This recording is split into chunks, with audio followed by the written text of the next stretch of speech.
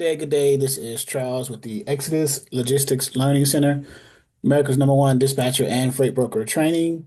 Tonight is Tuesday, the 11th, Veterans Day. For any of you veterans here, happy Veterans Day. Thank you for your service, et cetera, et cetera, et cetera. Um, Tuesday edition of our Freight Broker 101 training for beginners. We had two people sign up yesterday, and I think I sent them the emails to come in. Um, so they're coming on some beginner level. They probably can talk to some of you freight brokers who are moving freight. Mr. Ellis, are you working with your shipper still moving freight? I am, well, yes and no. I mean, I did some stuff, a lot of this stuff that I've been, dealing with, these shippers that are slowing down. And what's the logic behind that? Is it the season? Is it Yeah, it's seasonal, but and I say it to them all. I say, it's probably the best time for us to really kind of like, sit and have a conversation because you're not as busy. Because again, when they're busy, because it's one guy, hang on, let me find where we at. Stern, I believe it's Stern Pinball or something like that. I mean, send me an email, send me an email, send me. Those were his three responses. So I just left it at that, because it sounded like he's just on the move. So you right? can't really get much out of him, So, but with the other ones that are kind of slowing down, I can actually sit, talk with them a little bit, and not have a rushed conversation. I talked to a shipper yesterday, as a matter of fact. Um, and he runs freight from like that's just south of San Diego all the way down to Florida. Produce. They got a 30,000 square foot facility where he just ships from here to Florida. And but he said they're slowing down a little bit. No, that's perfect. Because again, like I said, it allows me, you and I, to actually sit, and try to get to know one another, and I can kind of let you know my position and see what you're looking for, and so forth and so on, and take it from there. Right. So. You learn their processes during the off season. So Yeah, by the time their busy season kicks back in, you would already have their SOPs down to the point where you can provide the best service for them. yeah, Um, and that's been like three different shippers.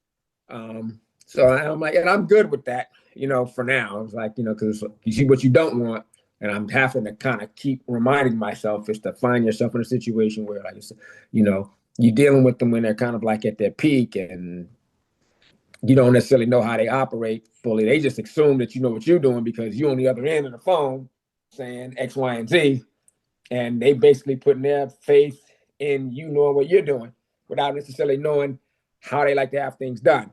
I'm glad you It real also depends. Yeah, I'm glad you Uh, realize that too. It's a balancing act. So if you come and in their busy season you don't know everything, then it gives the appearance of you not knowing everything, right? So right. yeah. I see somebody in here, Adelike, are you new or Yes, Neil, one of the two people who joined yesterday. Victor? Correct. Okay, how you doing, sir? On a computer. Where, Yeah, doing well. where is the other person? Was it Sufi? Sufa? Yes, I believe that's her name. Yeah. Yeah, Well, she should be joining sure. Okay. shortly as well. Yep. So tell me about yourself as far as do you have a company set up yet, a brokerage? Have you applied for your authority? Where are you in the process?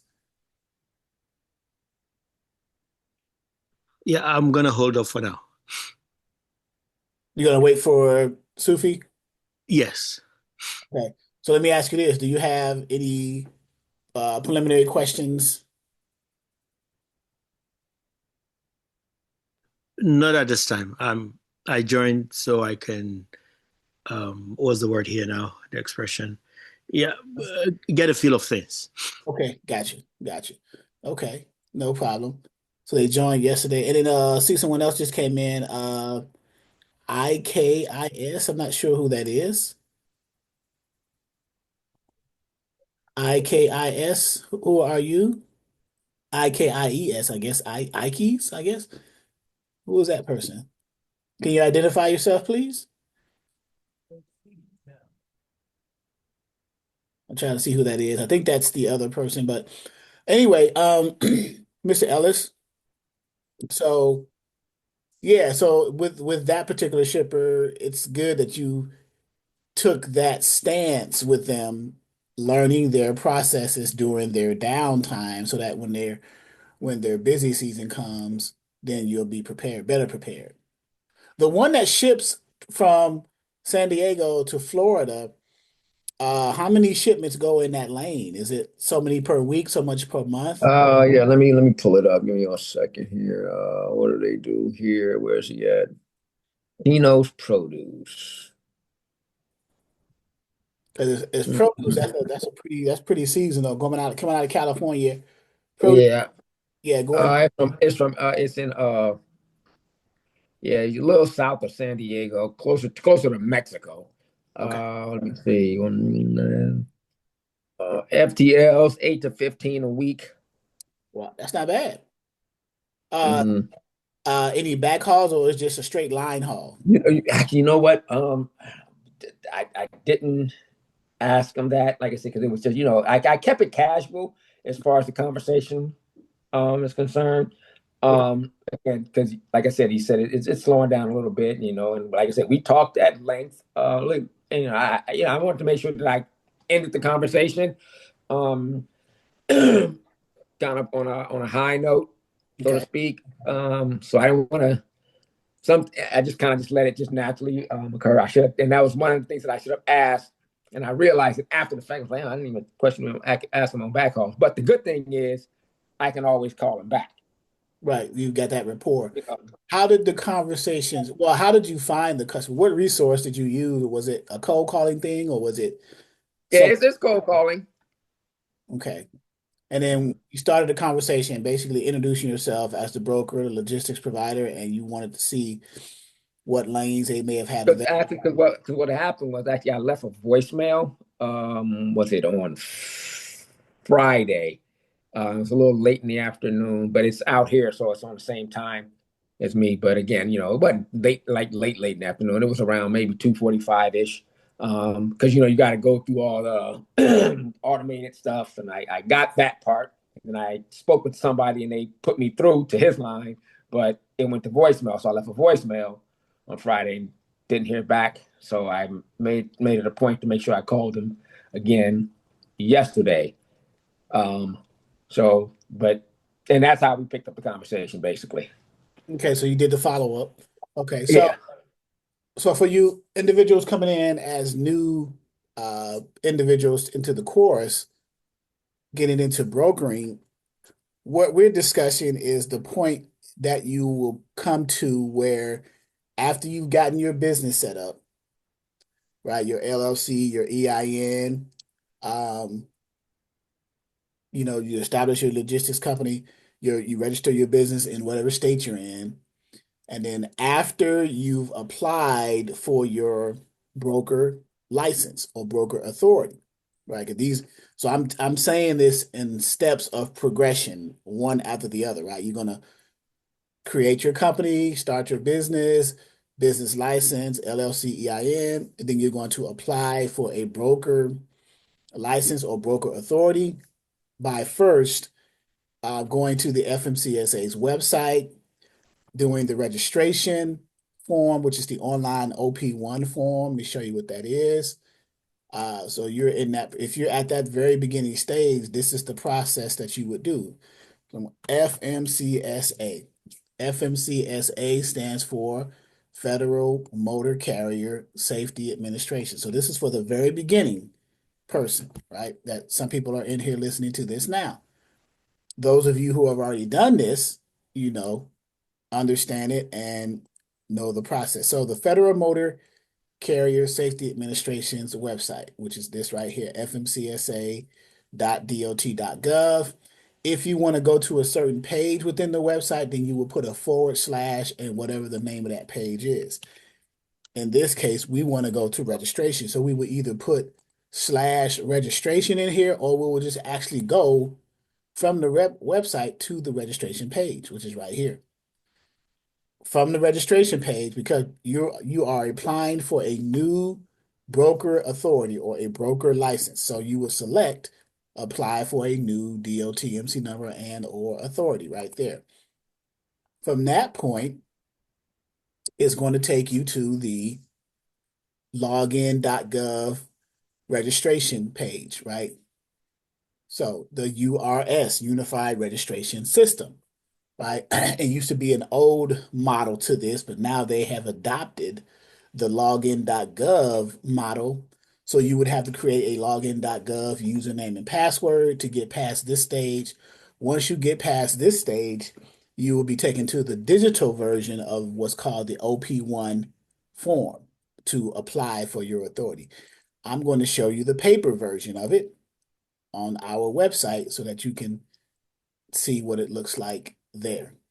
Okay, this is the paper version of the digital form you're going to see when you apply for your authority from the FMCSA's website. And again, FMCSA stands for Federal Motor Carrier Safety Administration. So this is a 16-page PDF. It's a little outdated. I'm going to get the latest version later. But read through this because it educates you on everything you need to know. The OP-1 form is the application for both someone who wants to apply to be a motor carrier, owner operator, or a broker. It's the same application. So in section 2 of the application, you would distinguish which one you would want to apply for. Do you want to be a motor carrier or do you want to be a freight broker? Well, since this is a freight broker training class, we are focusing on freight brokering. Okay, so you would select that in section 2. So, but if I were you, I would advise to read through this. It's only 16 pages. You will learn a whole lot and understand the process so much better if you read the entire 16-page PDF. It explains the cost of it, the types of authorities, the workflow, everything, right? It's a simple process. It's a one-time non-refundable $300 application fee.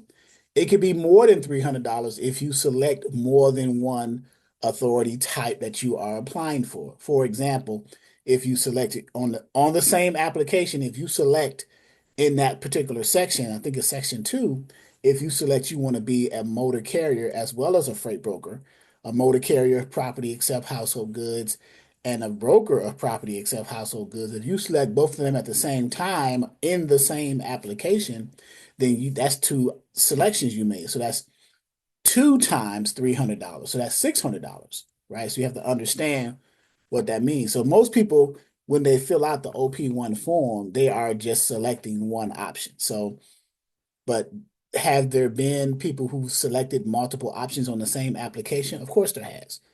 They do it all the time, right? But in your case, you want to select broker of property. Well, let me say this. There are 2 types of brokers options to select when you are applying for a broker authority.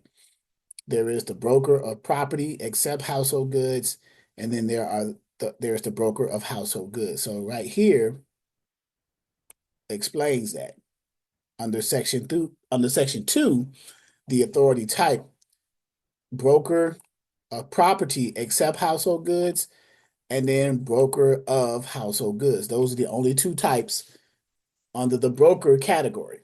And the definition of a freight broker is someone who is a logistics provider, someone who arranges for the transportation of freight. So if that's something that you are here for and you're interested in doing, then that's what you select. Now, in this course, we suggest those who are applying for the broker authority or the broker license to select broker of property except household goods. Always, always, always, right? And by definition, that's an individual, partnership, or corporation. So whichever way you structured yourself to be an individual sole proprietor, you're partnering with somebody, or you are a corporation, LLC, or otherwise, that receives payment. Okay, what's the point of getting into a business if you're not going to get paid for it, right? You receive pay, right, Mr. Ellis?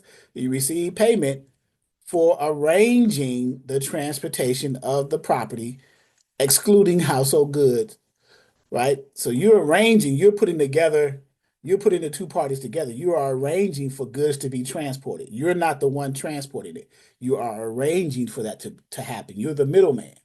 That's what a broker does. A insurance broker, a tax broker, real estate broker, stock broker. It's the same concept, right? Arranging for the transportation. In this case, it's just property, it's freight, it's goods, right? The other types of brokers, real estate, tax, stock, whatever their space is, right? Ours is transportation and property. Belonging to others.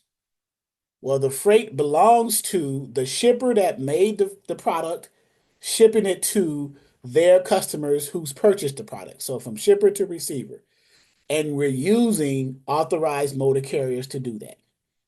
That's what a broker does. So, and here it says right here, belonging to others by using an authorized motor carrier. Why do they use the word authorized motor carrier and just don't say motor carrier, right? A motor carrier has to be authorized to be able to transport the freight. They have to be sanctioned and governed by the FMCSA just as much as a broker does, right? For the protection of all parties involved, right? So a broker does not assume responsibility of the property and never takes possession of it. That bold sentence can lead to a number of questions, would it not? A broker does not assume responsibility of the property. So the question becomes, well, who does then? And then never takes possession of it. Well, then who does? Right? If it were me, if I was a thinking person or an inquisitive person, I would pose that question. Well, if the broker doesn't assume responsibility of the property, who who does? While it's in transport, while it's at the facility, the shipping facility, the shipper owns it. They assume responsibility because it's still at their facility. Once the carrier picks it up and transports it, and while it's in transit, the carrier is assumed responsibility of it. That's the whole point of a carrier, a motor carrier being authorized. Okay. And then once it gets to the receiving facility for delivery, then the receiver or the consignee or the customer who purchased it from the shipper has now taken possession and assumed responsibility. So responsibility always exists for that property, but it's just between different entities at certain points in time. You understand what I'm saying? So before it's picked up, the shipper is responsible for it because they own it. It's still there.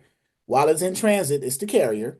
And then once it gets to the receiver, it's the receiver. They've taken possession of it. You guys follow that? But it's someone always has responsibility of it. It's just at what point in time and who is important for you to understand. Now, as a broker, you're the person who is arranging for that process to occur. Okay. So, any questions there? Savacor. Hello, how are you? You just came into the training. Who is Savacor? I just want to make sure I'm Yeah, hello, it's Andre. Andre. Andre, you a student? Andre? Yes, I'm here. Yeah, are you a student? I was asking whether you're a student. Yes, I am. Okay, how are you doing? I'm pretty good. How you doing, sir? Okay. So the option that we select, right, and I'm going back to the beginning because I have newer students on here who are here for the first time and may or may not know this procedure or process or what to select when they apply for their broker license or broker authority, right? So Mr. Ellis has done it, LaDonna has done it, I have done it. I'm not sure if Andre's done it, but the process, the procedure, going to the website, applying for the authority, and doing that. So this is the first step of about two or three more steps that you are required to do prior to your broker license or broker authority becoming active, and you're able to now make money arranging the transportation of freight. Just because you fill out this application and pay the $300 for your application fee, does that mean you're a broker now? Somebody answer that question. Are you a broker once you just do this first step? Once you fill out the application and you select the right selection, broker, property, except household goods. You pay FMCSA through credit card or however you pay them, $300.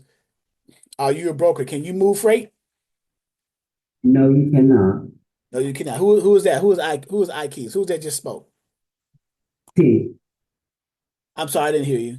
Otilia. Oh, what's up, T? How you doing, T? Um, so no, you cannot. So now what the other step that needs to be done, because once you pay this $300 non-refundable fee, and Otilia has done it too. She has applied for authority. Your next thing is you need to meet a requirement that protects the carriers that you're going to be authorizing to move the freight. That requirement is called a bond.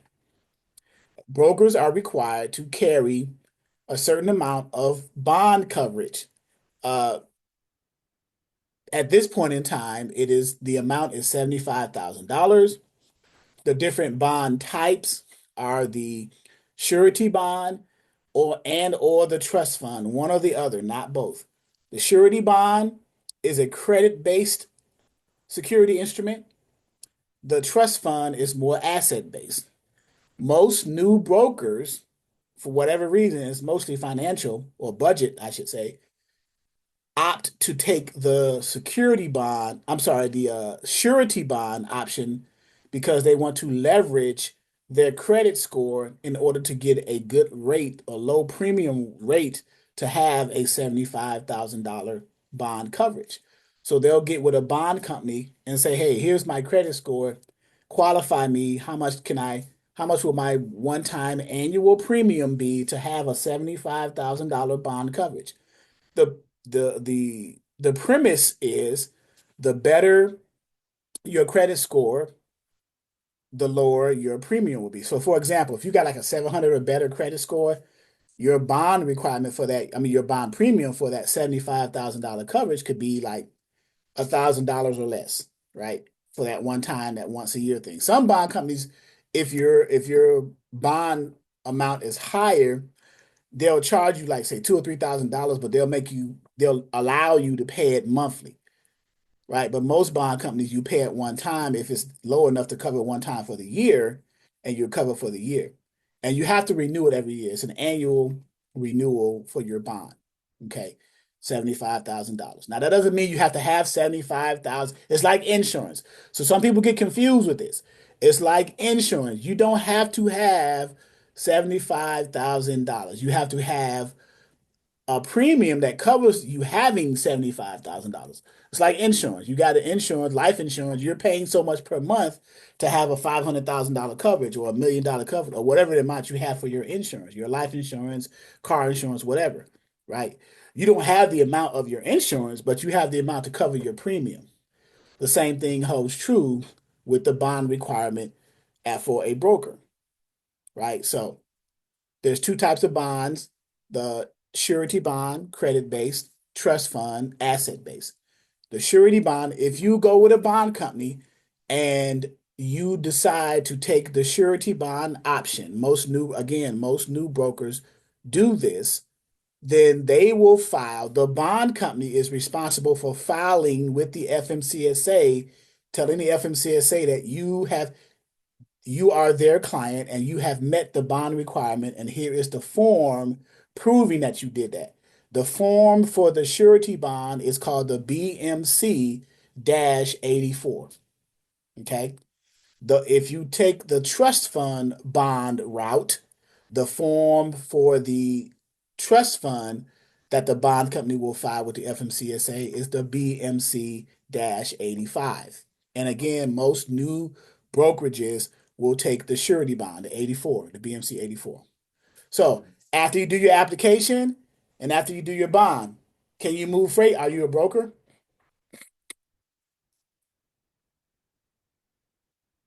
Can you move freight? Somebody answer that question. Huh? If you get the bond, Yeah, you did the application and you did the bond. So can you move freight? Yes or no? Can you move freight? yes. Yes.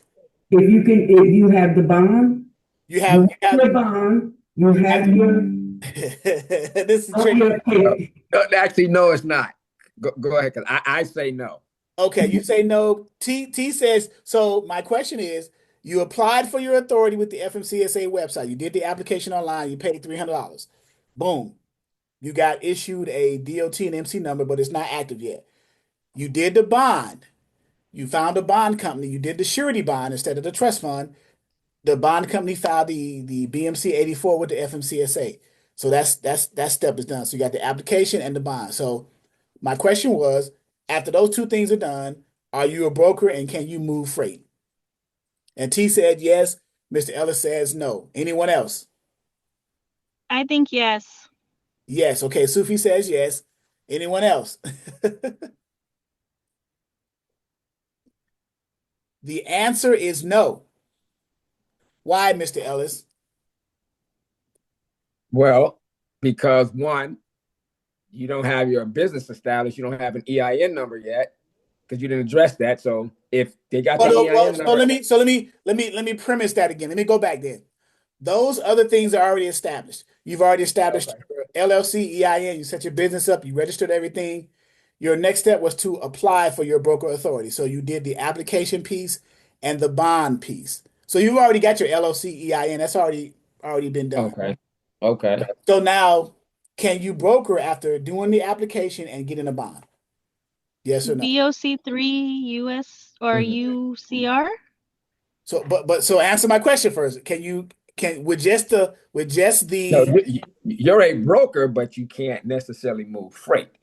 so Right. that was my question. So with the application completed and paid for, and with the bond coverage completed and paid for and submitted to the FMCSA, can you move freight as a broker and get paid?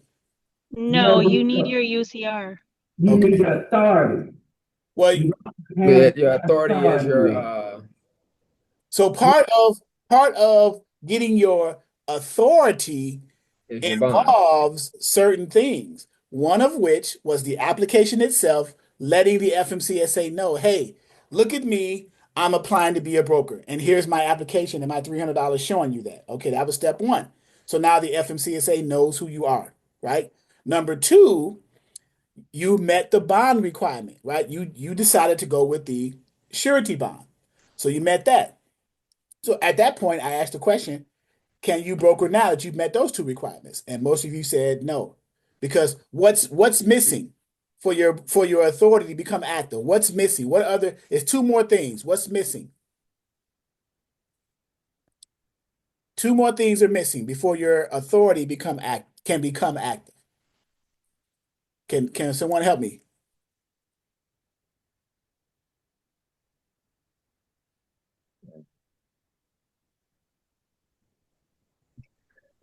Did you cover BOC3 already? I did not, but that's one of them. And So UCR? and the UCI, that's the other one. So very good, Sufi. And Sufi is the other person besides Victor that came in yesterday, that joined yesterday. So welcome. Let's welcome Sufi and Victor. Welcome. And Hi. so yes, so Sufi is correct. So in the progression, after you gotten your business set up, the progression is you apply, you have to let the organization or the governing body that you are trying to become a part of know formally that you want to be a broker. Well, how do you do that? You go to their website, the fmcsa.dot.gov/registration, and you begin the application process, which is right here. The broker authority, the application for a broker or motor carrier, the OP1 form. That's this right here. Okay. So you let the FMCSA formally know that you are coming into their world as a broker, because this application says you can either apply as a carrier or as a broker. Well, since this is a broker class, we're saying as a broker. So you do that, broker of property, accept household goods. It's a one-time $300 non-refundable. So now you've let them know what they do after you apply, they put your information into their database or what's called their registry. So because it's a matter of public record. People know that you are applying because sometimes people can protest the fact that you are applying to be a broker. There is a 10-day protest. Someone can protest, hey, I don't think this person's qualified to be a broker because they used to be a broker last year and they did some fraudulent stuff. They're trying to come in as under another name, yada, yada, yada, whatever the reason is, right? But it's there for that reason, and among other things. But anyway, it rarely gets exercised, but it's there. Okay. So that's the application. The number two is the bond requirement. The purpose of the bond requirement for a broker is to protect the carrier. Brokers may do fraudulent, illegal, unethical things that a carrier may file a claim against the bond of the broker to collect monies that were not paid by you, the broker, to your carrier that you use to move freight, right? You may have breached the contract. You may not have paid them, and your net terms of payment may expire, come and gone, and you still didn't pay the carrier. Well, you just breached the contract. That's a breach of contract. If you don't pay when the terms are expired, you breach the contract. So the carrier has every recourse but to file a claim against your bond to recoup that money. They're going to contact the bond company, and the bond company is going to open a claim against you and let you know what's going on. So that's the second thing, the application and then the bond. The other thing is you need to be, for your authority to become active, you have an MC and DOT, but it's just numbers now on a piece of paper. It's not active. It has no authority yet. You need what's called, Sufi said the BOC3, but the proper term of it, you have to designate a process, an agent of process, right? Or what we call a process agent. There are several process server companies out here that you can price and get their information because they do the same thing. The only thing that you're going to decide which one you're going to go with is the one who provides the lowest price for the same type of service. But what they do is they have agents or representatives working remotely in all 50 states doing the same thing. The purpose of the process agent is to, when a claim is open or when someone needs to be served, like you, the broker, in your state, you're going to get served in your state. You may have a customer that you are brokering for in another state, and an issue happened in that state where the claim was opened in that state. Well, the process agent representative in that state will contact the process agent representative in your domicile state where your brokerage was established to get in contact with you to say, hey, you've been served, a claim has been filed against you, or whatever legal adjudication is going on, right? That is the purpose of and the form for that the process server companies lets the FMCSA know that you have met the requirements of having a process agent is called the BOC-3. That's the form. It's called the BOC-3. Blanket of coverage or blanket of companies, okay? That's why it's called that. So that's the third step. And then the fourth step is what's called the UCR, Unified Carrier Registration. So whether you are an asset-based broker or not, what does that mean? Asset-based brokers means that you have trucks and you have trailers, part of your broker. You may have a trucking side and a broker side. You're leveraging your truck and trailers for your broker side, you're considered asset-based. You're a new broker, you don't have any assets. You're just a broker, maybe even a 3PL and third-party logistics. And you just are just arranging for transportation, and you have a network of carriers that you have onboarded to your brokerage. They're not your assets, but they're part of your network of approved carriers that are running for you under your brokerage, under your broker authority. Okay. So you would need a UCR, Unified Carrier Registration, to list whether you have assets or not for the FMCSA to be aware of. Okay. So that's the final requirements. Once all of those requirements are met, then that MC and DOT number that you were initially issued when you completed the OP1 application will become active now. Now you can broker freight and make money. But until then, you cannot. Right? You do not have an active authority yet. Does everybody get that? Does everybody understand what I just said? Yes. Any questions? I know, Sufi, you might have a host of questions, right? So, I'm getting there. okay, yeah. So the process agent, we were just talking about that. So That's where we are in the beginning stage. So now, after you got an active authority as a freight broker, you started your business, LLC, EIN, company name, registered your business. You've applied for your authority, application, bond, BOC3, UCR, right? What do you do next? What do I do? Well, maybe you can consider while your stuff is becoming active, work on your back end infrastructure, work on your documents, right? As a broker, you're going to need documents when you go after customers and shippers and they say, hey, send me your information. What does that mean when you talk to a shipper, a potential customer, and they say, hey, send me your information? What are they saying? What are they talking about? Well, contracts, paperwork, your broker shipper agreement, right? On the shipper side to get a contract with the shipper in order to have the shipper tender you or give you freight to move for payment. Okay, that's what that means, tendering. When a shipper tenders freight to a broker, they're giving them freight at a specific agreed upon rate to move, and you're using that number to pay your carrier and make your profit margin out of, right? A tendered amount. Let's say $3,000, you get a carrier to move it for 2,400, you just made $600. That's your profit margin, or what we call margin. Okay. So you need paperwork and documentation for that. So in order for you to contract with a shipper, the paperwork you're going to need will be the minimum paperwork is your original, we call it a shipper packet, right? It includes the broker shipper agreement. That is the contract. What is my responsibility as a broker? What do I expect from the shipper? Do we agree upon this? Okay, sign this line, right? Sign this dotted line, right? You also want to send them a copy of your authority. You want to show the customer that you are who you say you are. What does that the best? Your broker license. Does it not? Your broker license, your broker agreement? Does that show the customer that you are who you say you are? If I'm a broker, if I'm a shipper, and I'm trying to get in with a broker, and well, you say you're a broker, we had a good conversation, and you've met all of my requirements, and you impressed me, and I said, well, send me your information. Let me see your broker. Let me see your license. Let me see your license. Is it a valid license? Well, give me your MC number. Let me look you up. And you look them up, and they have a broker authority, right? So, what else should you think you should include in your broker shipper packet? Some other things, right?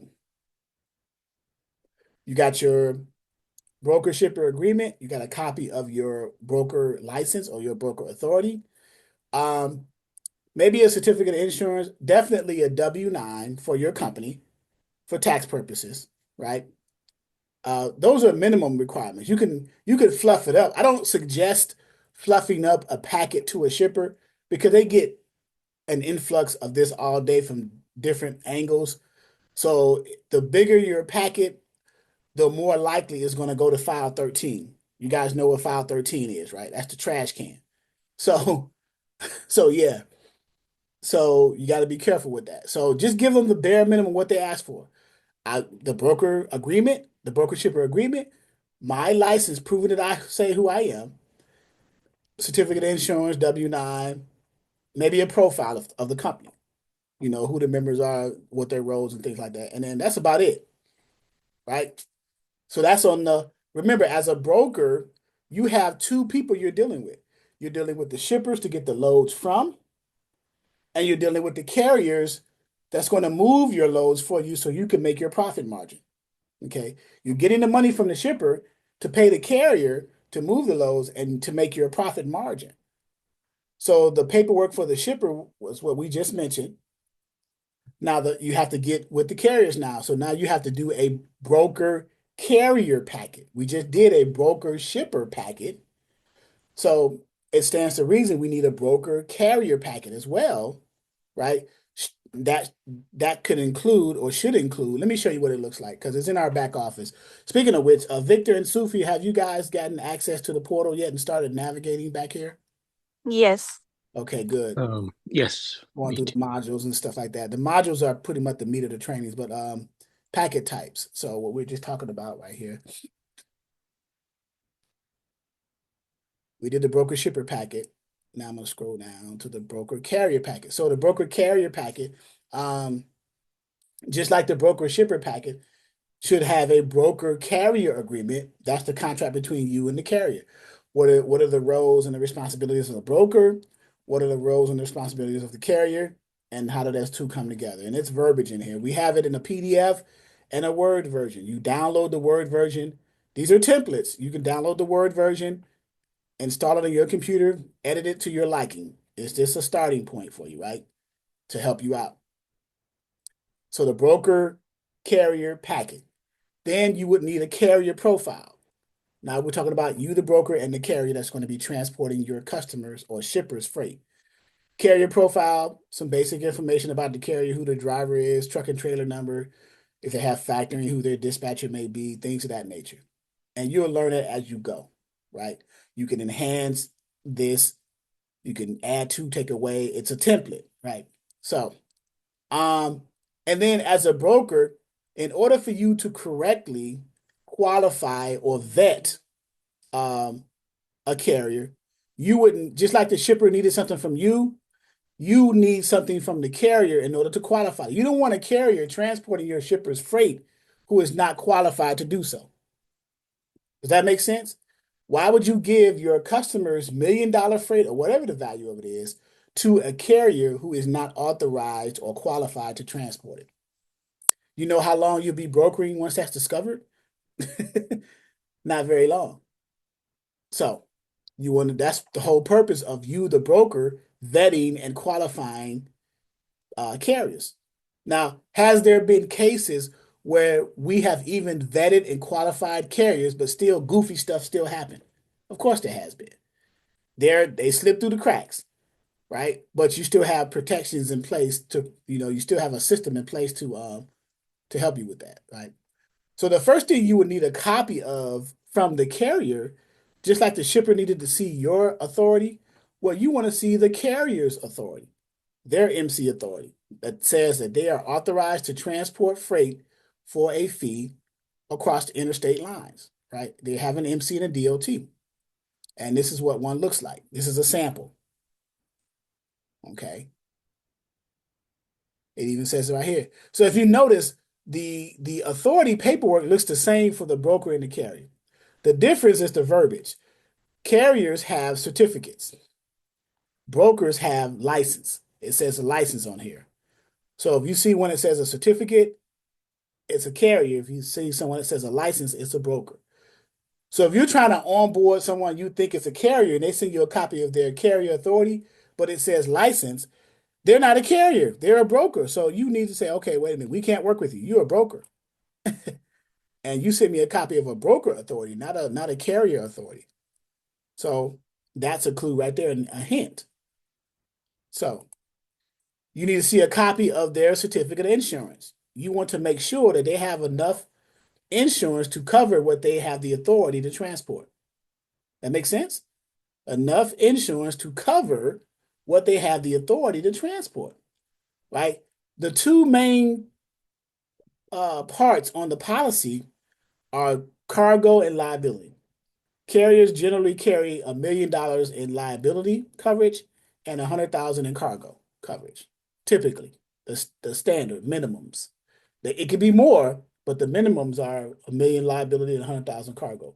You can have 2 million and 250 cargo and 2 million liability. That's fine, but the minimum is $1 million liability and 100,000 cargo. You might want to write that down. Okay. And then, of course, just like you did with the shipper, you want to have a W-9. Okay. And now these next two, number 6, they're optional. If you get a carrier, a trucking company, an owner-operator who works with a factoring company, then you would need the factoring companies, or they will send you the factoring company's credit application and the factoring company's notice of assignment. All the notice of assignment says is that, hey, we're a factoring company. This carrier is our client. All invoices that are payable to the client are not payable to us because we've given the carrier, our client, some upfront money, a percentage of what the rate con had said. and we're giving them as a percentage. So all invoices payable to the client are now payable to us. So, okay. Real quick on that, Yep. because okay, so as a broker, when you have a factoring company in this situation where the carrier has a factoring company as well, how does that work now? Because I've heard a situation where sometimes, let's say the carrier's factoring company, basically, is it carrier factoring? Yeah, their factoring company may not recognize the brokerage, even though I have a factoring company of my own. Right. So there's two possible scenarios that I've been noticing.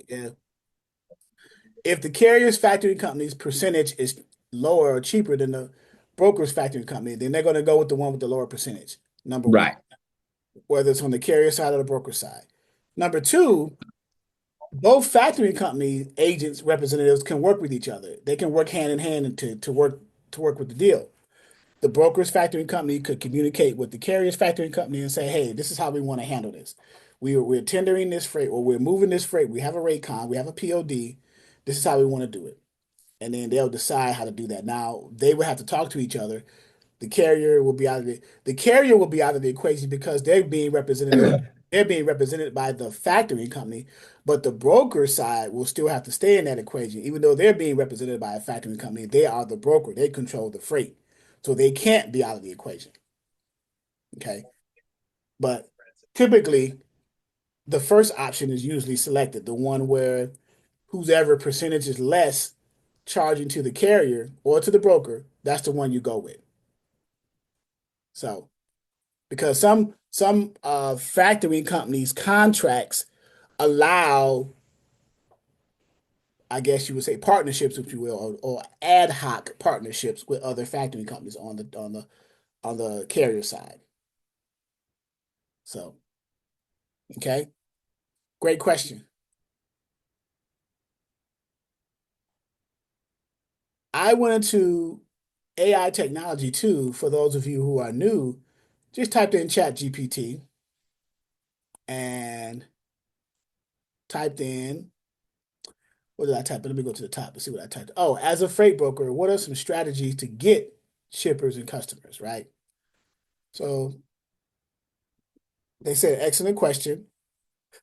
Shippers and customers is the hardest and most important part of growing a freight brokerage. No kidding. That's where the money starts, right? The money starts with the customer. They're Well, it actually starts with the receiver, the consignee, because they're paying the customer to move the finished product to their facility. But anyway, but from our perspective, we don't deal with the consignee. We deal with the consignor, which is the shipper. So the shipper has been paid by the consignee. Now they're saying, okay, well, let's say they got paid $14,000 to move a truckload of freight to their facility. Now, obviously, the shipper's not going to give a freight broker 14 or a trucking company $14,000. They're going to pay them the market rate. So let's say the market rate is like $3,000. So they say, okay, well, we'll tender you $3,000 to move this truckload of freight to our customer's facility, right?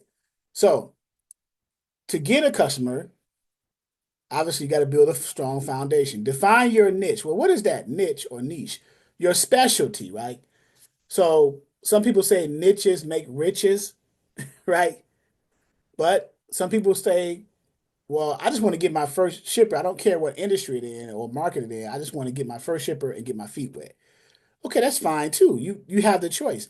But if you're in a certain demographic where certain commodities move and are popular there, I would say at least entertain that, right? Like for example, Mr. Ellis is in a refrigerated market where refrigerated goods come out of California, going eastbound, and either eastbound to the northeast, to the southeast, to Texas, the west, Midwest, eastbound, right? So he may have a lot of refrigerated customers, or there may be some flatbed heavy haul, or there may be some retail. Now, for you new brokers, I don't want you to get into what's called LTL, less than truckload. Okay. I want you to stay with the full truckloads first because less than truckloads involve other specialized classifications, stackability, and all these other things. You got to understand the movement of LTL freight and how that and putting multiple shipments on the same truck for the truckload to build a truckload and what comes off first and things like that. So yeah. All right. But number one, build a strong foundation, define your niche or niche. So whatever the area of the country you're in, you might want to do some research of what commodities and what moves in your area, right? This have your digital presence ready. What does that mean? Before outreach, make sure you look professional. Um, Website with your MC services, insurance information. Uh, Everyone has a website or in the process of having a website that's here, right? Yeah. Professional LinkedIn page, like from LinkedIn Premium, a domain-based email, the domain coming from your website domain. Like mine's is info@exodusdispatchingandtraining.com. I have one outside of my domain, Exodus Logistics LLC at yahoo.com. But my domain-based email from the website is info@exodusdispatchingandtraining.com. So you can have a domain email or you can have one outside of your domain, but you look more professional, of course, having a domain-based email from your website. And then a simple capability statement. Now, this is more on the government side, but capability statement shows you what skill sets you have, what you can and cannot do, what are your differentiators, what are your core competencies, things like that. Let me show you what a capability statement looks like. Go to my homepage. I got a capability statement right here for Exodus. Here's what a capability statement looks like. Okay. Remember I said core competencies, differentiators. So what a differentiator means, what differentiates or separates you from someone in the same industry as you? What makes you different? So in addition to me doing logistics training, I do, customs brokering competencies, extensive IT background. I'm versed in public speaking and engagements and expert at business startups. So I don't know if the other trainers have those skill sets, but I list those as differentiators, right? The core competencies means that what do I mainly do here for the Logistics Learning Center, where we train on arrange for transportation, which is brokering, and then all the other skill sets. And then my company data. So this is more of a government capability statement, but one nonetheless. Okay.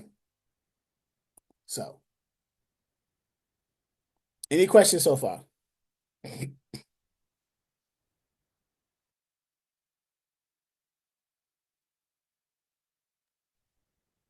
No questions? So I think Sufi and Victor said he was just like listening right now, taking it all in. So that's good. This is the We're just taking it all in right now. I'm writing some stuff down, but we're just taking it all in right now. So far I have nothing. okay. Okay, cool. Prospecting, finding and contacting shippers. So identifying shippers, use these tools to build your target list. Reference bill of lading, BOLs, bill of ladings. So you may have a trucking company that you know that moves freight a lot. They have BOLs that has shipper information on it. Raycons have shipper information. Import Genius, that's dealing with drayage, import, export, commodities. So we don't want to get into that field yet. I want you to concentrate more on the trucking side. Remember, there are different modes of transportation. We are training you guys specifically on the trucking mode of transportation. Okay. There are other modes. There is air freight, there is rail, there is ocean. We're dealing with trucking side. Okay. Because those other ones, you get into more complexities, and I don't think we are prepared for that yet. Right? We want to get you guys acclimated first. Okay.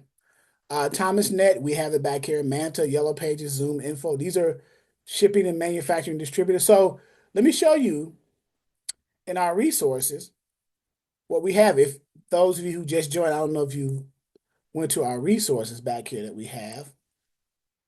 and had an opportunity to look at ThomasNet, the Chamber of Commerce, and going through and navigating. These are real resources that you can go and look for shippers. What state, Sufi and Victor, where are you located? What state are you in? Indiana.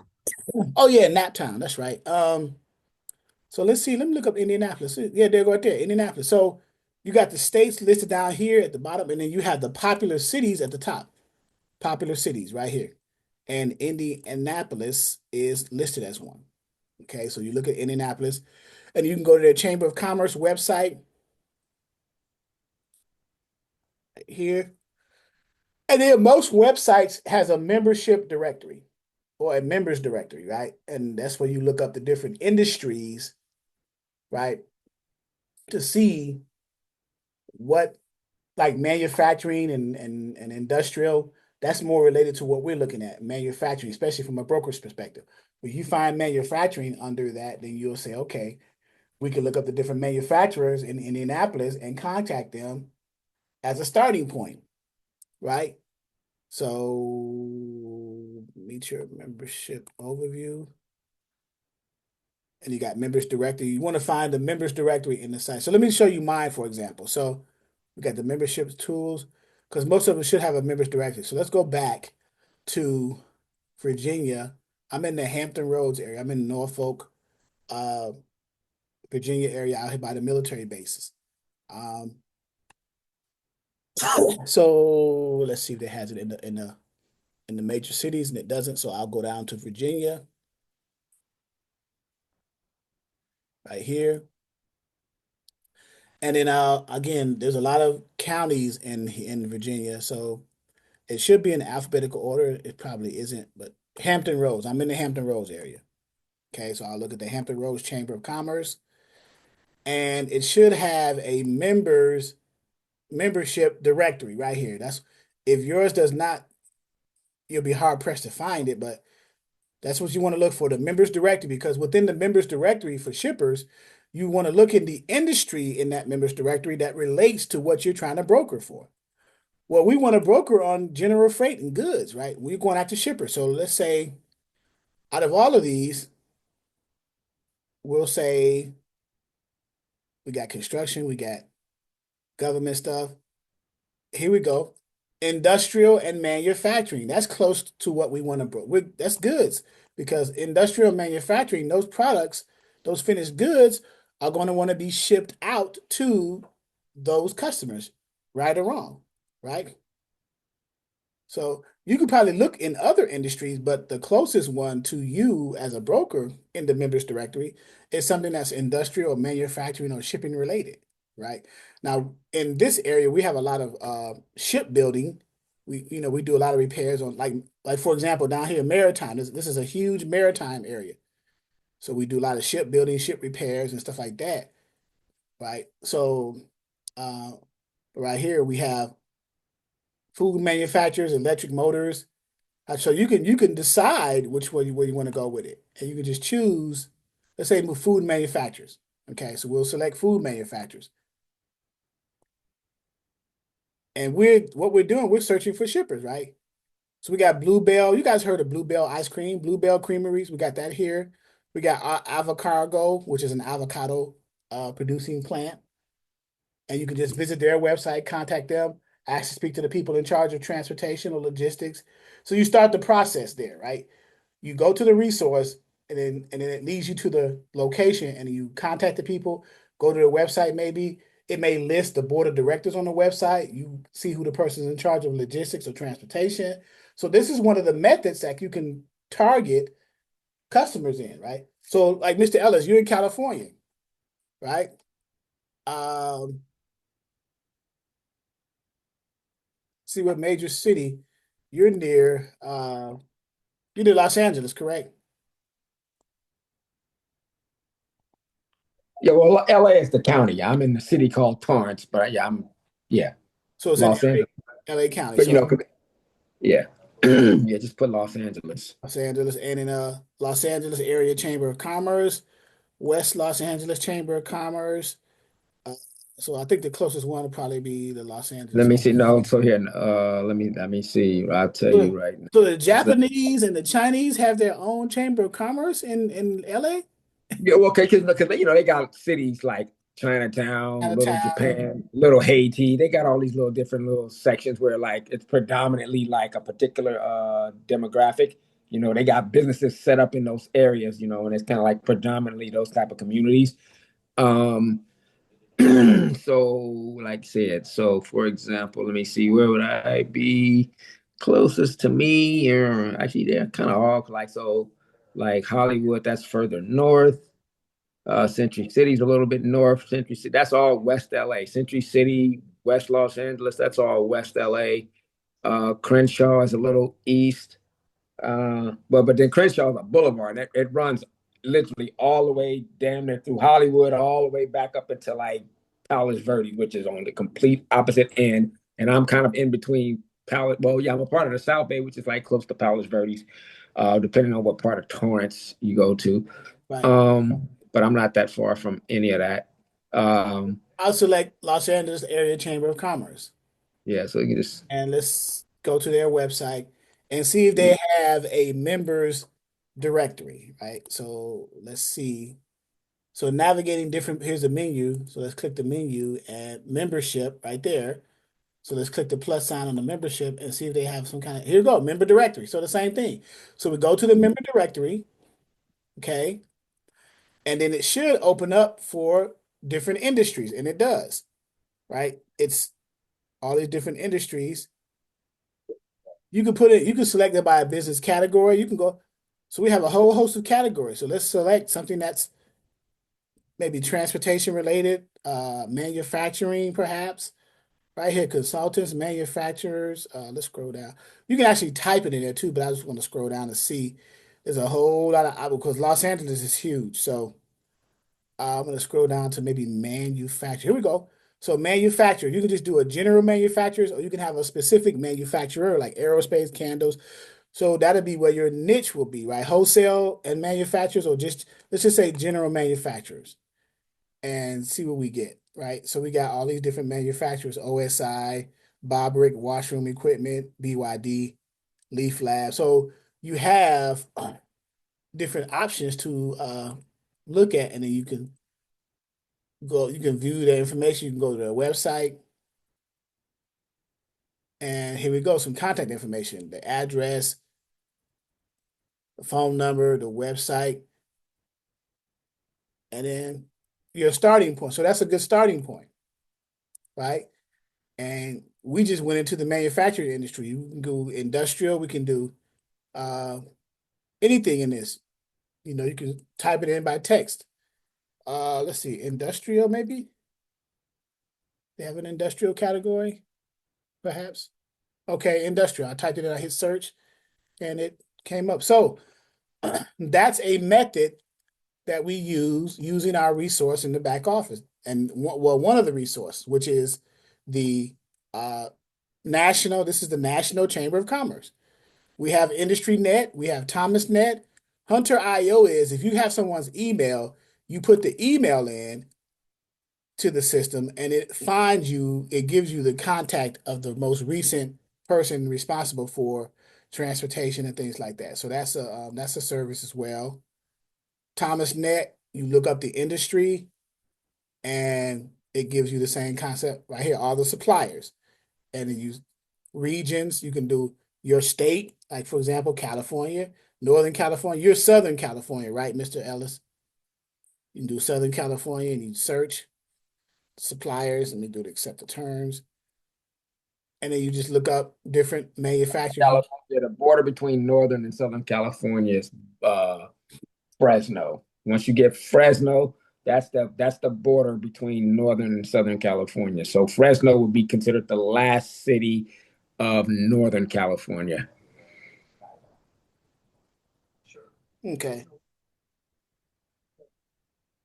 Okay. Yeah. Even though it's central, it's more central, but it's the dividing line between after that. Once you get south of Fresno, now you're getting into Southern California. Yeah. So then, and then the Indianapolis state for Indiana, you can do the same thing. So we can select the state of Indiana and then type in a particular categories, manufacturer stuff. I'm gonna hit search and then go into the categories and then for suppliers, for industry insights. So that's another resource. And then we have other resources. McRae's Blue Book, where you type in either a product or service or a company name. We're gonna do a product or service. Let's say steel, right? And you can browse by here too, down here by the industry, browse by the heading, different products. But if you type up the top of a certain commodity, like steel, if I can spell it correctly, it gives you a host of steel options, steel fabricators, steel wires, steel castings. It displays 30 on the first page of 1,117 product headings. So you got a whole host of steel, right? You can also type in whatever your niche or your specialty is, right? So once you navigate our back office and start utilizing the resources, if you're in the refrigerated freight, food, careers in food, you can look up different food commodities. So, okay, import info. We just mentioned that. That's the customs thing or drayage, intermodal, customs import data. So that gets into another level. Right. I'm surprised I still have it in here because that'll probably confuse you guys because when you're dealing with customs, you're dealing with the customs border protection, customs broker, Incoterms, customs import, packing lists, and all that stuff. It could get confusing. I want you guys to stay on the trucking side first. So I don't want you guys to venture off too much into that space yet. I want you to get this down first. Webster's Online. Here's another broker resource when you're trying to target shippers, right? So there's a plethora of resources back here, right? The broker strategies, cold calling, email and LinkedIn messaging, social media. If you're someone who's into the social media space where you can start doing your campaigns through like the Facebook ads, the LinkedIn promos, the TikToks, the Instagrams. If you know somebody who's good at it, they can do it for you, like Fiverr. Here's a cold call script, right here. And this is ChatGPT. You can type in ChatGPT, hey, please create for me a freight broker cold calling script when calling shippers, right? What do I say when I call a shipper as a freight broker, right? Matter of fact, let's do that. What do I say as a freight broker when calling shippers? Question mark. Okay, excellent. This is the most important skill for any freight broker. What to say when you finally get a shipper on the phone. Okay, that seems like piqued your interest right there, right? Yeah, what do I say? And then below are several real-world cold call script examples and structured tips to help you sound confident, professional, and persuasive, whether it's your first call or your 50th, right? Sound interesting so far? So what's the goal of the call? That's a good question. Well, not to get the freight. Don't get the freight on the first call, but to start a relationship, Mr. Ellis, but to start a relationship and learn about their shipping needs. That's what you did.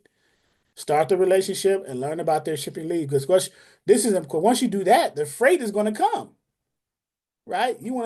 So you're selling trust, not just trucks. There you go.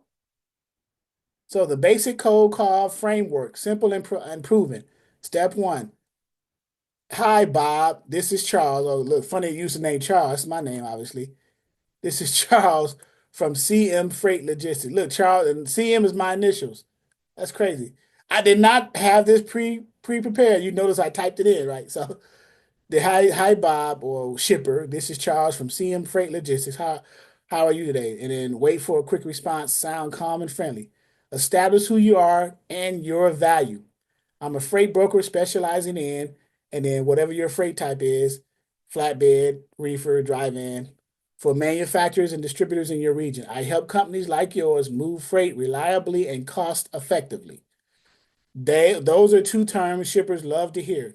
Reliable movement of their freight and cost efficiency, right? And then if you know what they ship, you can break it down even further. So utilize the technology, the AI technology like ChatGPT, and ask ChatGPT what you're trying to do. And AI technology, I've used it to translate computer code in seconds, where it took months to do it for uh, third-party software companies a while back. Right now, the AI technology can do it like click. So that's how technology is moving along. Establish who you are. Ask an open-ended question. How are your lanes looking right now? Okay. Any tough areas of overflow freight? Do you handle your logistics in-house or do you work with outside brokers? Okay. What's been your biggest challenge with shipping lately? Is it rates, capacity, reliability? I think these are some of the things that you and Chasa, Mr. Ellis, have you guys asked those types of questions?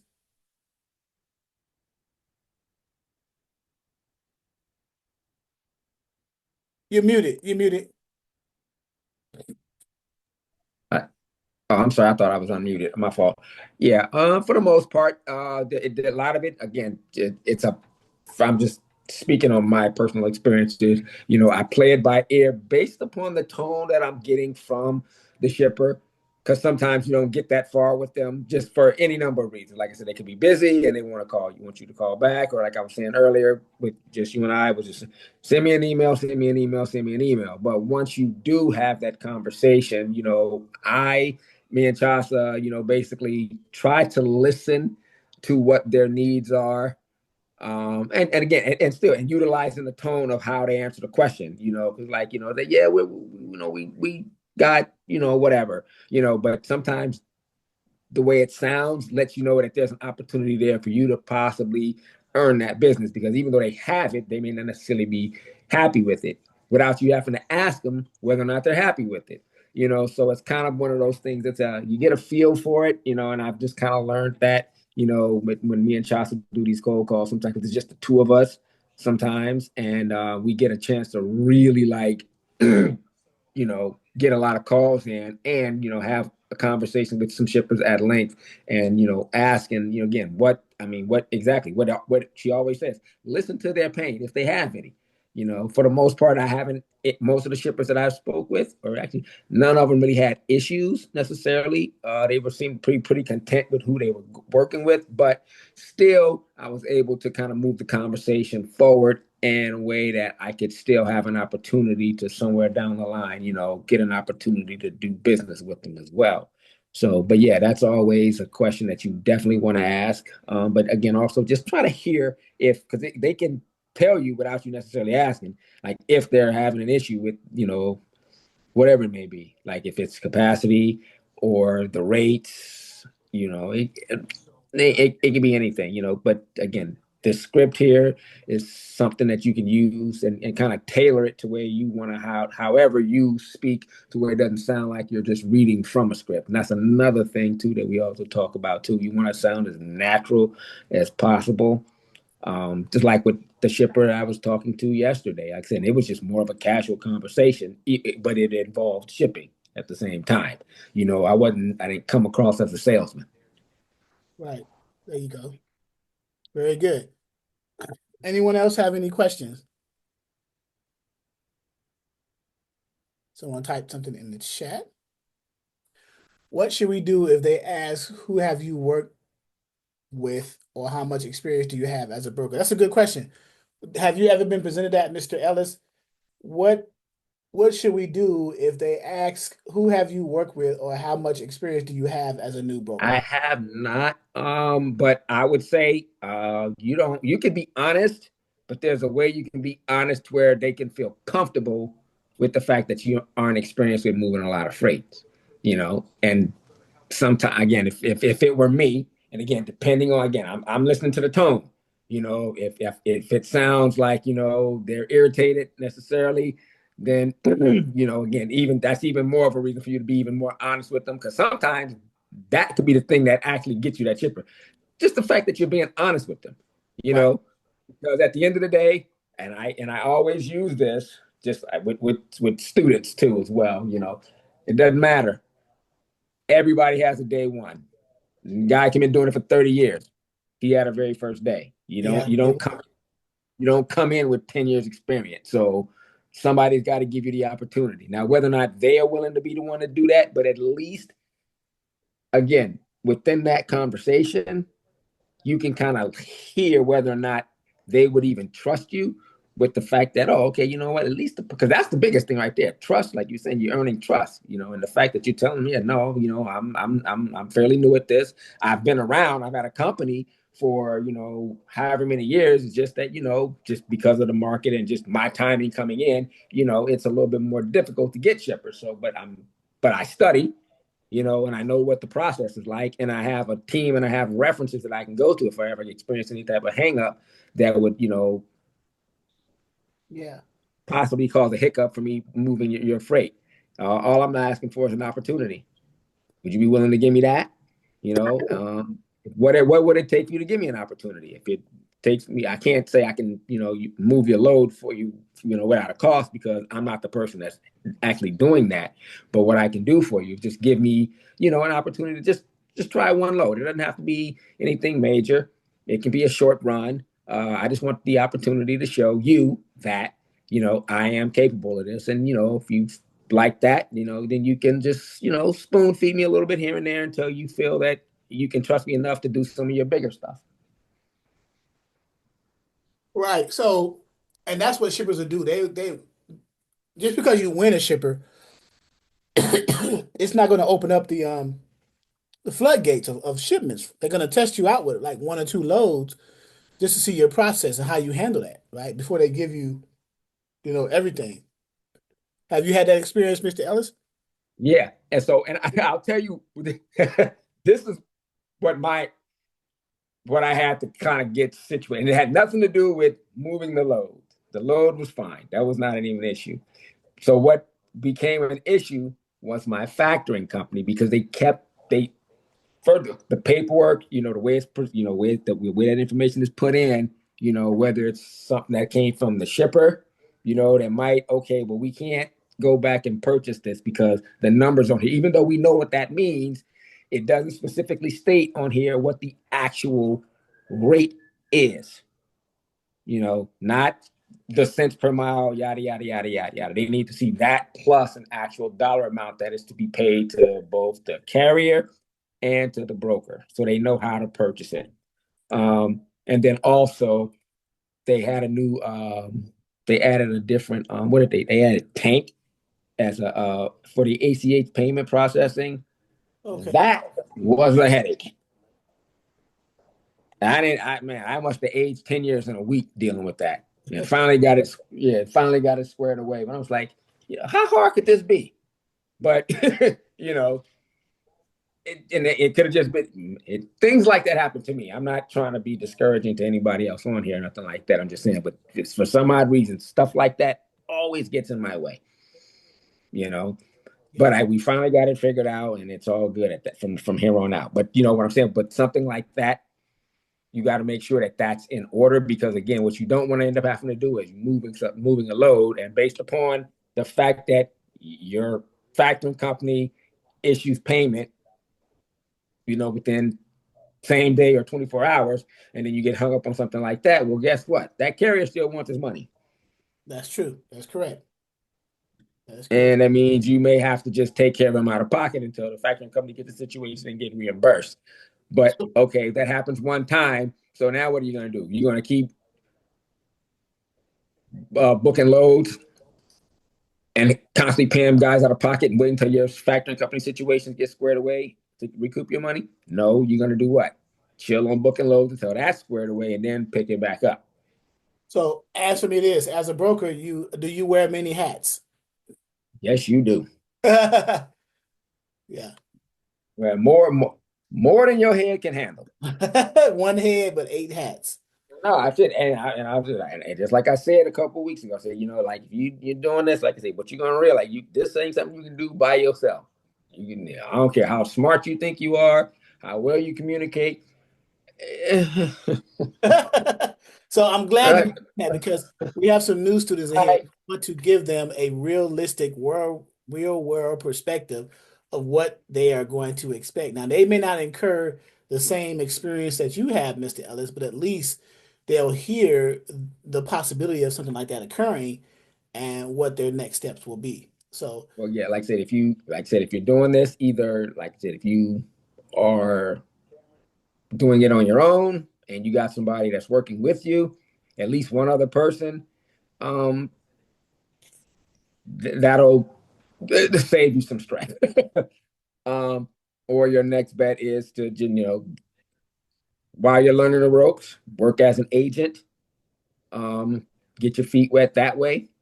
Um, Whatever you feel you think you will work for you as far as getting experience. But I'm telling you, because I'm speaking from experience, and thank God I was able to kind of get some people to kind of jump on board with me. But because and this is just my own personal way of going about things. I always think I can handle stuff on my own. I never think that again. so yes, it's having a team would be very helpful. Now, Mr. Ellis mentioned a term that some of the new brokers may not have heard before, but an agent. A freight broker agent is someone who works under the authority or the a freight broker's authority as an agent. They bring in the shippers and all that stuff, but they don't have to worry about having a broker license because they're working as independent contractors for the brokerage. So they have what's called a commission agreement or a commission split with that brokerage. The more customers they bring, the better their percentages are. Right? They don't take the risk of their having an authority and all the other requirements of a broker. That's another thing too. Yeah, those expenses, that overhead. Yeah, Woo. yeah. I So mean, overhead, well, so I so mean, overhead would be like it's an load boards. investment in yourself. So give me some Sorry. examples of overhead. Insurance,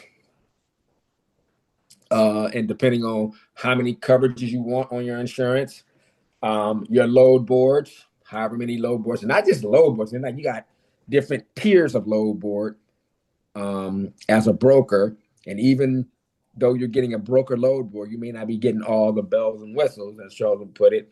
That so you have to look at the different tiers that because Truck Stop has all these different features within their broker load board, and it's just like, wait a minute, hold on, huh? That's their selling point. That's what they're so truck stop and 123 and that's what they're supposed to do. They're supposed to provide these different level tiers as selling points to the customer, right? But I often tell people if you're a new broker, you just start off with the bare minimum features of a load board. And then you gradually build your way up because as you get customers and start generating revenue, then that will cover the cost and offset the cost of those expenses of bringing on the extra features of the low board. Unless you have the budget to buy into the new features, but still you won't need them until you get customers, right? So you're putting the cart before the horse, if you will. So Yeah. Yeah, and then also knowing the order in which to acquire things for your brokerage. Um, I was all over the place. Um, some things I got before others. Some things I should have gotten from a couple years back. so you for know, so for the new people, give me an example of what you mean by that. my authority. I should have gotten that back, a couple years ago. Because that's another thing, when you get your authority, just because you have your authority, what's going to happen is when people vet you, whether it's a shipper or a carrier, they looking at how seasoned your authority is. So how Right, long have you had it? the age of You the know, authority. yeah. So and that can be the difference between whether or not these people want to work with you or not. They can like you to death, but your authority is only a week old. Yeah, you see Right. what I'm saying? And like I said, in all fairness, I mean, I don't look at it like that necessarily. If I'm a carrier or even a shipper, are you capable? Because just because your authority's new, don't mean you don't have the skill to actually do the job. I But wish I they wish don't. every shipper had that mentality. Right, and that's my point. That's not the reality. That is not the reality. Um, so I mean, again, what happens is that too becomes a big factor. So now here, what do you do? So you got your authority, and you're trying to build your book of business. Meanwhile, your authority is starting to age. So the timing of that works out again if you do that sooner than later. So what And Mr. again, Ellis means when he says book of business are the customers that you acquire, the shippers that you get, that you move freight for, you move shipments for. That's considered a book of business for those of you who are listening who may not know that. I just want to make sure I'm okay, Mr. Ellis, go ahead. yeah. But yeah, so because that's gonna if you just kind of doing it the traditional way, cold calling and going through the chamber of commerce, stuff like that, it still requires you getting on the phone to try to convince these people to give you an opportunity, first and foremost. But all the while, your authority is aging, it's becoming seasoned, because some people, they have a rule: 6 months minimum. So that means you have had to have had your authority for 6 months minimum before they even be willing to give you an opportunity. Right. And again, because remember that the market is competitive. I mean, we're coming in, we're late to the party. This industry been around for a long time. People have been in it, as far back as you can remember. It's just that now, with all the different advances in terms of technology, the process of moving freight, is different.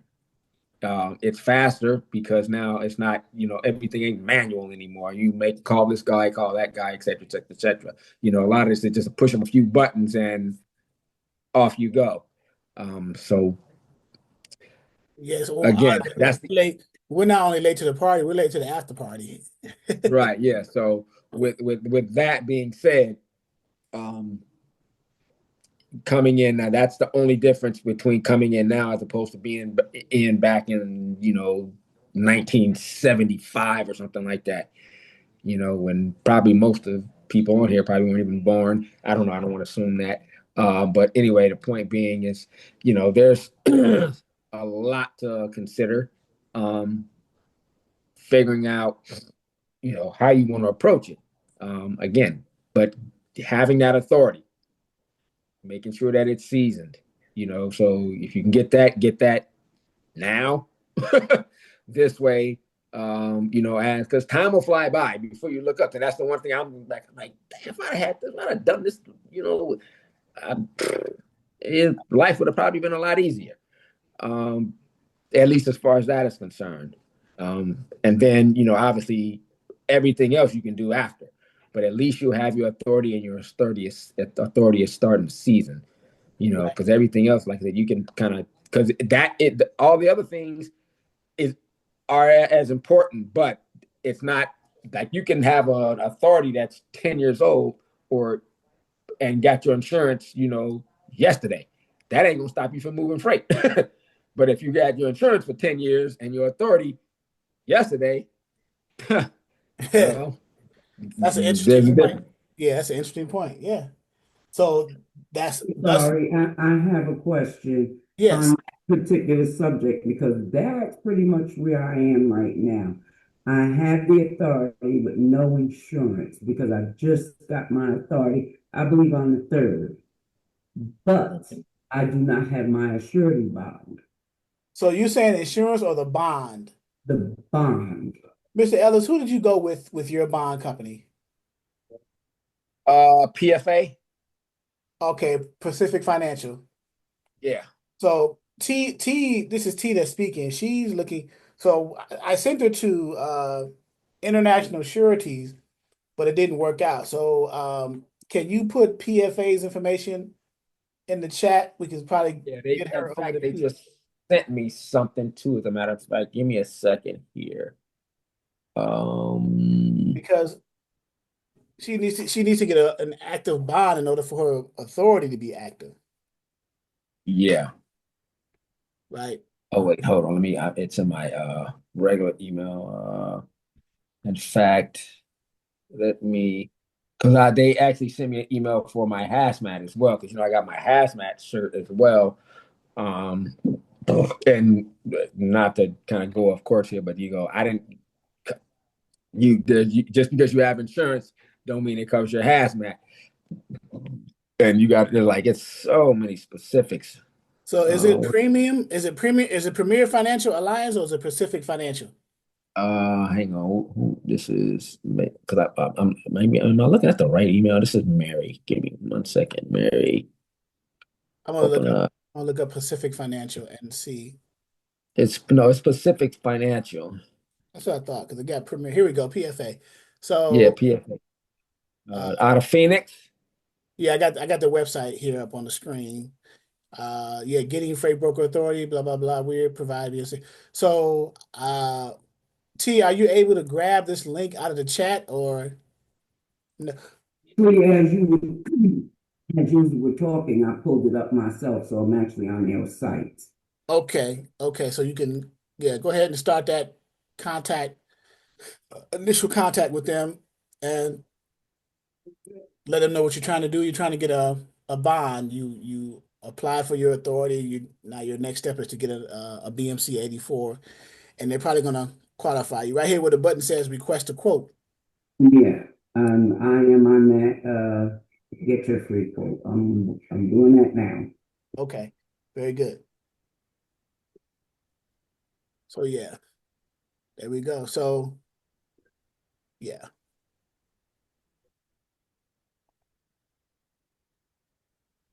All right. Any other questions before we get off?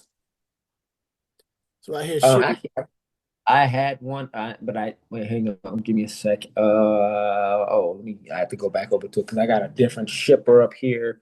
Again, another reefer. Um, Reefers.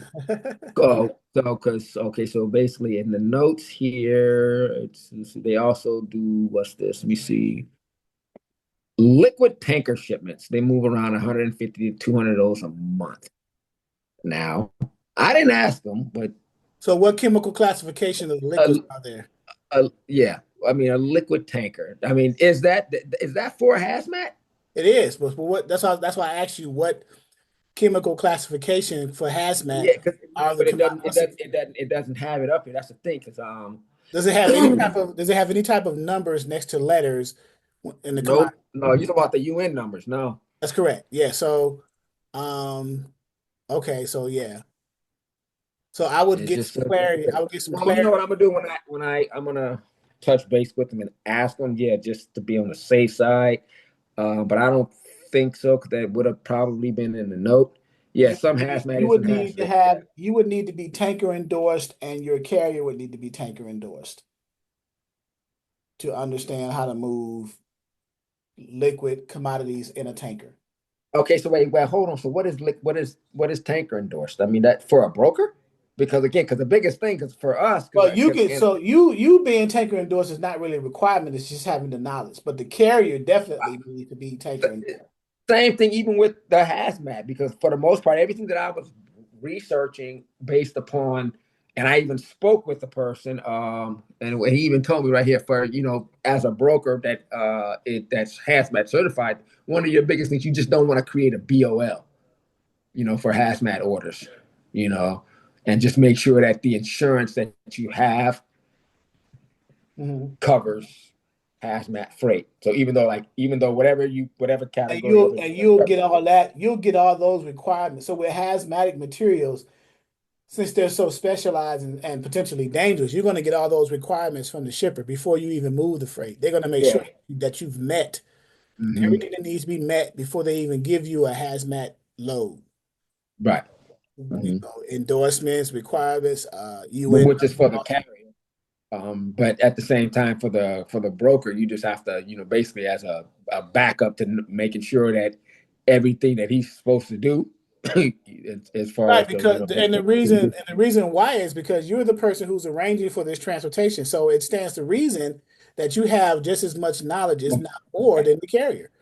Right? right. Because now you're getting into claims and liabilities and potentially fatality, depending on how hazmatic the commodity is. So, uh, because it could be liquid, it could be gas, it can be. So you got to be, you got to understand the what's involved in that.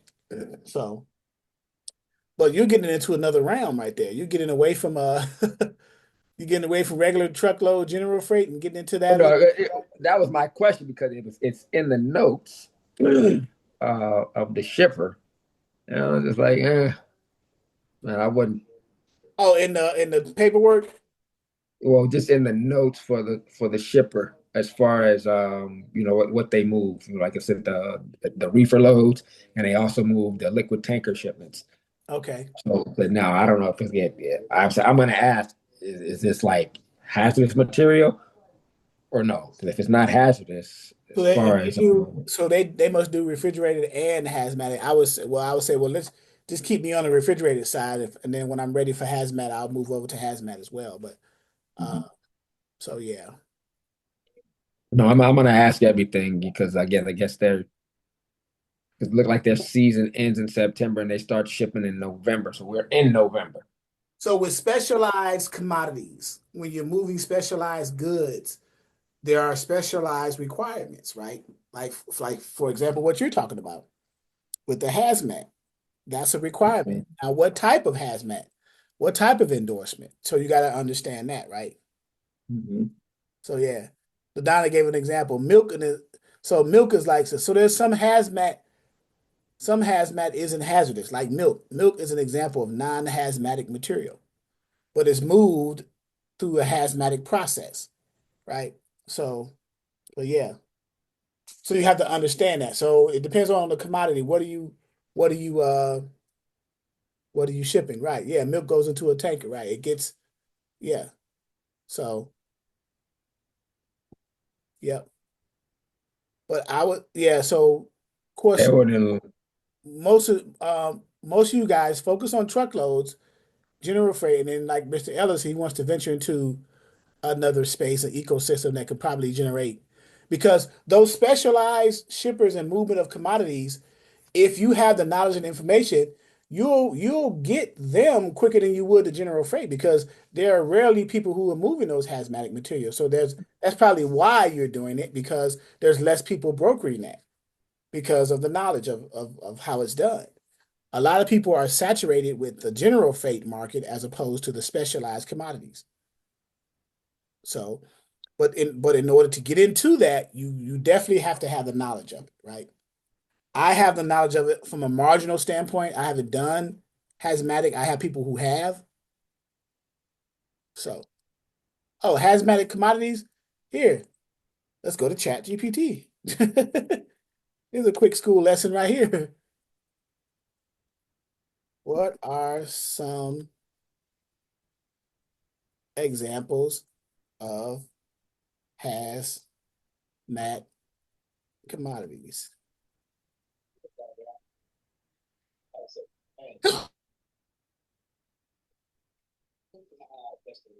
Different classes of hazmat, right? Yeah, like a lot of that stuff is yeah. They have classes. There's nine. Should be nine classes of hazmat. There you go. So, one, gases, flammable gases, propane, butane, acetylene, non-flammable, non-toxic, compressed air, carbon dioxide, nitrogen, toxic gas, chlorine gas, anhydrous ammonia, and hydrogen sulfate, which is very dangerous, explosive actually. But um, flammable liquids, gas, diesel fuel, paint solvents, alcohols, ethanol, methanol, acetone, and then flammable, that's class four. So then when you get into hazmatic commodities, you want to ask yourself which class of commodity you want to put yourself in. So now here are Right. the classes. You got to say, and then you search for the shippers who ship those commodities in those classes.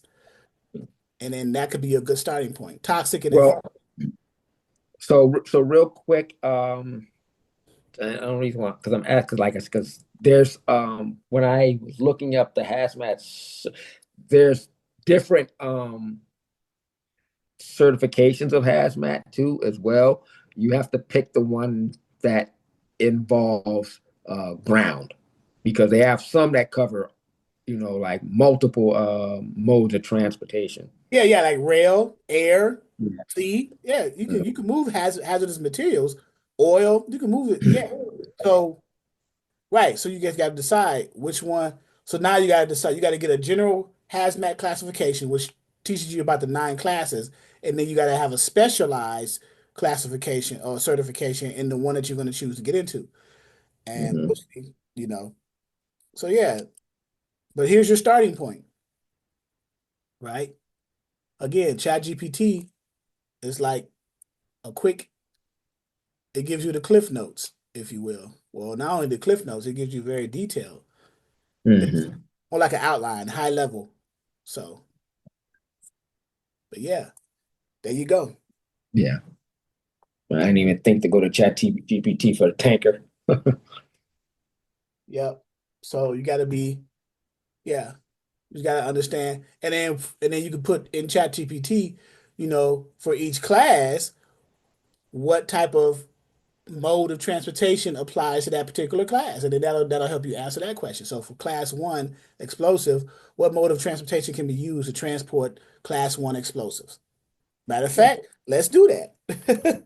What Like, let me see. mode of transportation, right, can be used to transport class one explosives? Right? Question mark.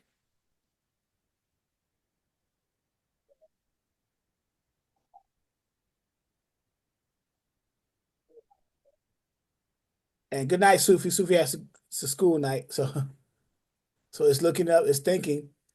Okay, so trucking.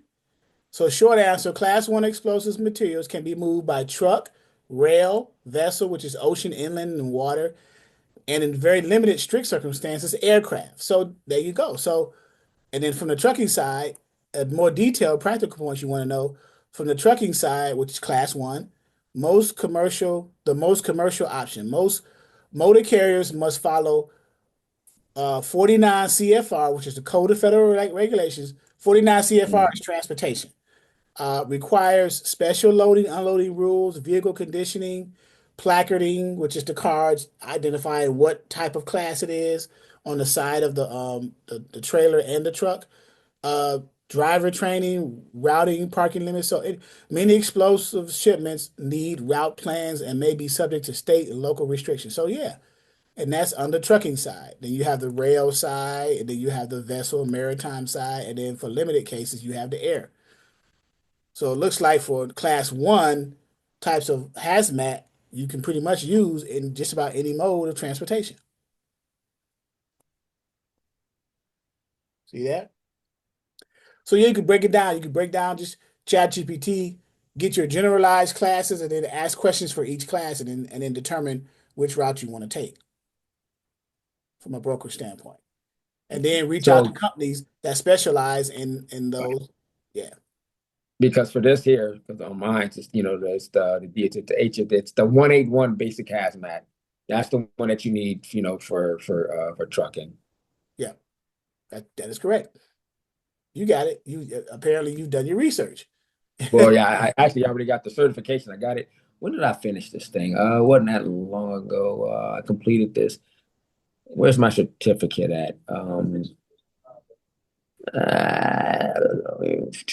Certificate, just to see the dates of my certificate was issued on the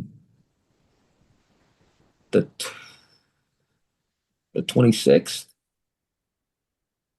Yep. So it's So for you new brokers, you maybe a probably little.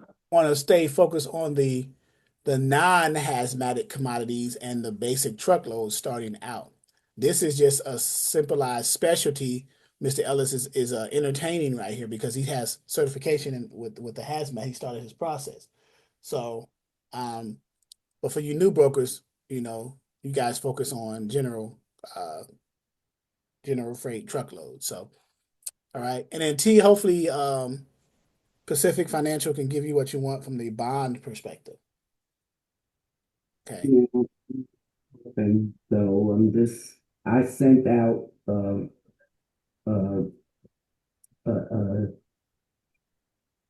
to reach out to them. So I'm just gonna wait and see what happens. Okay, allow them. I would say let's say today is Tuesday, so I would say by the end of the week you should hear back from them. Maybe tomorrow. Okay, now another question I have, Mr. Ellis was talking about agent uh, to gain experience. And that's something I very well may be interested in. However, I don't know how to go about becoming someone's agent because again, I am so new in this business. So to become someone's agent, you would have to reach out to a broker who's entertaining bringing on agents. So we would, I can reach out to some of the brokers I know that may be interested in bringing on agents, new agents who they're willing to train into their processes of their brokerages. Because if you're new, they got to start you from the bottom up, train you on their workflow, their processes, and things like that, as opposed to coming in with some experience. So, but yeah, and then you can look for companies that look to have broker agents coming in, right? Where are you located? In Richmond, Indiana.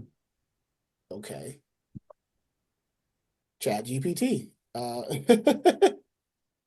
Please list brokerages near Richmond. Tom Raper, Richmond, Indiana. Tom Raper RV. Please list brokerages, freight, I should say freight brokerages, very specific. Freight brokerages uh interested in hiring freight broker agents. Right? Please list freight brokerages near Richmond, Indiana, interested in hiring freight broker agents. And see what they say. See what they come with. Okay, there we go. Look at that. Online transport, which is in Greenfield, A1 Freight, trucking company national. They're remote friendly. I don't know where they're located. They list their city, but it's called A1 Freight Systems. You can look them up. But the one online transport, which is in Greenfield, which is 50 miles west of Richmond in Greenfield. I'm sure you're familiar with that area. Um, and then others, broader Indiana Because region. I'm originally from Patterson, New Jersey. I'm a transplant out here. Gotcha. So yeah, we can and then you can pull up a list of more extensive list, 10 to 20 freight brokerages within a 75-mile radius of Richmond, Indiana, that are currently hiring freight broker agents with their names and that way. Matter of fact, let me copy that, pull together a list of boom, boom, copy that and paste it into the chat and go from there. I love ChatGPT. You just throw stuff in there, right?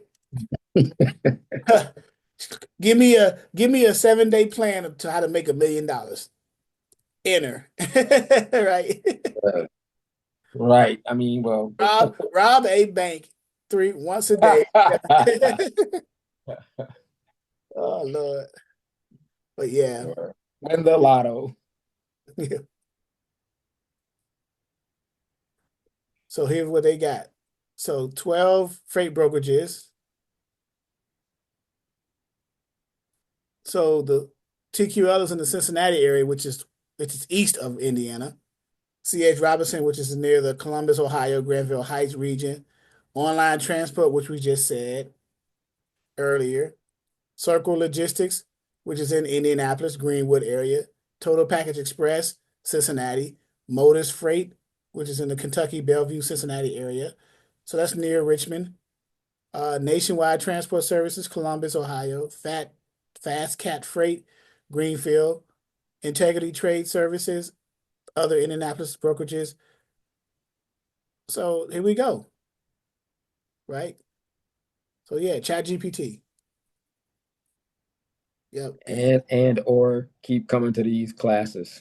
Yeah, and or key comes yeah. So we have because we have brokerages that are beginning to scale, and when they grow and scale, they'll need help with agents. Now, some of them may not need new agents in order to scale. They want someone with some experience so they can help them scale. But the ones who don't, they'll entertain new uh agents and willing to train them. Those are the ones that you'll probably be more interested in talking with because right now, Tito, you don't have the experience yet, but you still want to be considered as an agent. So yeah. So, quick question as far as that is concerned, Charles, because I mean, And because that question kind of ran through my head, in my own head, it said like, so in a situation like that, where what would you recommend them working for an actual company? Um, like I said, look, because everybody's looking to scale for the most part, I don't just, but now to what level, that's going to vary. But if you're coming in new and you're trying to get your feet wet as an agent, would you base that? I mean, would you recommend, depending on, because a lot of it's just because everybody's got a different schedule. Some people have jobs, Right, but they still want to kind of transition into this, right. and are these people looking to have you as an employee, Well, more than or likely, are coming in new, they? they'll hire you remotely as an independent contractor and put you on a 1099. So you'll be an IC 1099 and working remotely, and then you attend some Zoom meetings to get some formal training, and then work remotely at home doing your regular whatever they assign you to. So new agents coming in remotely as ICs, they'll probably get them started. Everybody's going to start off making phone calls. You can't get around that Can't get around that. Yeah, no, you can't get cannot. around that. That's not going to happen. So if you're not comfortable with being on the phone, then it's going to be a challenge for you. Well, me and Chasta do cold calling usually on Tuesdays. That's something that they might want to consider because because when people come on, even when she do the dispatching cold calls, people are, and let me say this because I'm seeing this a lot now. It's just people just want to listen, um, which I understand, but yeah, the first time, maybe once or twice, listen. Eventually, you're gonna have to make a call. You're just gonna have to make a call because the more you listen without making a call, you're not doing yourself any favors. You're doing yourself a complete disservice because the biggest thing is getting over that fear of just how to approach the shipper. One and two, being rejected. That's gonna happen. That there ain't no way around it. Like you just saying, you can't get around certain things. But the sooner you start making calls, the more comfortable you'll be. You're gonna be nervous. I mean, hell, even you could have made 1,000 calls, over the course of a couple of months. It's just each day is different, and you're gonna be nervous. What I might start I, doing, because I have classes on the East Coast, 6 p.m., I may start calling West Coast shippers, which is at 3 p.m., right? So yeah, 6 p.m., 6 to 8 is 3 to 5. So they're still at their company. So I may start calling shippers and just on a live Zoom call and just saying, hey, I don't want your business yet. I just want to know about your company and see what kind of fit we may be able to be and what you're looking for. If you're not entertaining brokers, you're just only entertaining carriers. What do you look for in services for the carrier? If you're entertaining brokers, what type of broker services are you looking for? What are you looking for in a logistics provider? And then shut up and listen, right? right. So, and then do maybe one, two, maybe three calls in a Zoom call. After each call, critique the call, right? Yeah, that's what we do. What could Sometimes we she have has new done? people on. Yeah, what could we have done better and all types of stuff, right? Mm-hmm. So, and then you never know. Some shippers say, "Man, do you know somebody with a brokerage that's doing what you may say?" I say, "Well, I can probably point you to some people, Freight Savers LLC or you know, whoever. Then I'll connect you with them, and then have the conversation. What kind of I'll do the preliminary interview and basically what's your commodity? What are your lanes? What's your hardest? What's your challenging freight that you try to move, either from a rate standpoint or from a reliability standpoint or from whatever standpoint. What are your pain points? We try to solve problems as a logistics provider because that's what we do. That's what our job is. That's how we get paid. So I can't do that if I don't know what it is. So that's why I'm asking you the question, right? And you're being honest with them. Mm-hmm. I can't do my And job. I don't know what my job is. yeah, Right? The way to find out what my job is to ask you what your problem is, right? So, and and then, don't promise them anything. yep, Yeah, I'm gonna start doing that. I'm gonna start doing that. Calling either Mountain Time or Pacific Time. Even sometimes in some cases early enough Central Time, which is an hour. Well, no, if it'd be 5 o'clock, they'll probably just be shut down. Yeah, But just be shutting down. just having a conversation. Hey, this is I'm with a logistics learning center. We train freight brokers, but one of the things and one of the reasons why I'm calling you is because one day you're going to get a call from someone, maybe from my class or just in general, and I'm just curious to know what are you looking for if you're entertaining brokers? What are you looking for in a quality broker? What are some of the features and the services that you want to have for your shipping facility? Because I used to work for a shipper, a fertilizer shipper, so I understand that side of the world. I understand the broker side of the world. I understand the carrier side. So I have a unique perspective. I just want to hear your perspective, and then we get that feedback and we go right on a live Zoom call. Can you imagine? It's going to be a whole lot more people tuning in now. It's going to grow because people want to know because it's going to help them with their freight brokerage to hear it from a real shipper. Well, this is what I'm looking for. Right. You see what I'm Well, saying? you think you can do that as a part of the broker training? Every once in a while, maybe like once a month. If you do, how many classes do we do throughout the We month? Like do every we do four a month because four. we do two every second and fourth week, Tuesdays and Fridays, right? So Okay, so like, yeah, on a Tuesday, calling people, just like every other week, yeah, make that, I make that. may wait I may finish this year out and then wait to start it in January, a fresh start. That's probably good because that's the new year and there's a certain season that's popping off out in California, so I can. Because also I would say too, because like so you're not the only one doing it. Is even though it's a part of the class, you can have other people like I do it with you. I be on that call and actually trying to actually book a shipper Yeah, because, like I said, because you got two different perspectives. Like I said, you just kind of getting their thoughts, and then you having somebody at the same time doing a different call. Actually trying to actually land the shipper because you want to hear, I think, both approaches.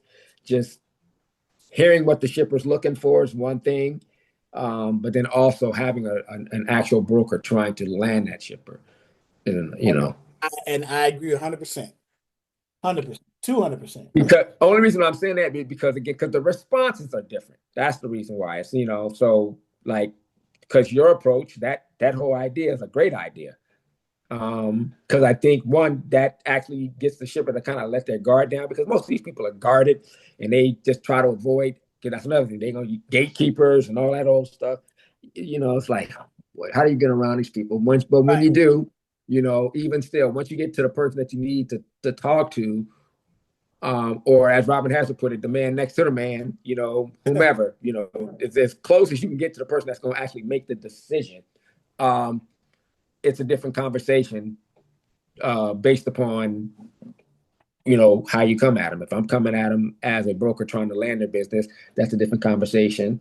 Whereas you approaching them as just for ideas and information on what they're looking for, so you can use it, to as a part of your training for brokers. Then they'll give up all that info because they ain't got no problem because as far as they're concerned, right. Right. As long as you're not trying to But sell yourself to them and get but them to take it on. whether they know it or not, they're indirectly giving me information that's going to help me Exactly. anyway. Exactly. That's what I'm saying. So I'm just pulling the information from them. Hey, I don't want any of your freight. I just want to understand when a broker does approach you, what would be the ideal broker that you would want to have? What type of services that you want from them? Because we train brokers and we want to make sure when they do call someone like you, a customer looking to get some of their freight, we want to make sure that we're providing them the best services possible. And then see what they say. Oh yeah, well this is what I'm looking for. Yeah, blah blah blah. So oh, you don't want my freight, but you just want to hear what I got to say. Oh, well, if you know any brokers who have those qualities, send them my way. Ding, ding, ding, ding. You right. see what I'm saying? If you hear that, then I just throw a shipper at you. Now I'm gonna have to throw shippers away. Here you go. You guys take them, or you guys take them, right? So, but yeah. Okay, guys, we are 1 minute. So good training. Good training. The two new students got off a little early, about 10 minutes ago, but that's fine. T Hold on, before you go, I just typed in that I'm a new in chat GPT that I'm a new broker and I'm in need of a firm that will allow me to learn from them. Exodus Logistics popped up. Get out of here. I am not joking. Exodus Logistics Learning Center or Exodus, because Yes, there is a sir. company called Exodus Exodus Logistics. Logistic Learning Center offers a freight broker mentorship program via Zoom sessions every second and fourth week for individuals who want to become brokers. Okay, so that's a training time. Yeah, yeah. So it's doing it from an educational sense. Mm-hmm. Not working as an agent, but just as a trainer. Okay, that's very good. I'm gonna type that in and see what I get. Yeah. Yes. Thank you. You're welcome. I just did that. That's funny that that popped up. Yeah, I'm gonna let my wife know. Yes, ma'am. Yes. Yes, let her know. Okay. All right, guys. Our next training will be Friday, this Friday at 6 p.m. Eastern Standard Time, and then the new year we're gonna bring in new perspective from talking to. I'll try to talk to a shipper, at some point every training, because if you guys hear different shippers at every training, that's going to pique your interest, right? So, all right, guys, this recording will be up later on this evening or early in the morning. Until then, have a great rest of your week. I'll see you guys Friday. Alrighty. All right. Thank you.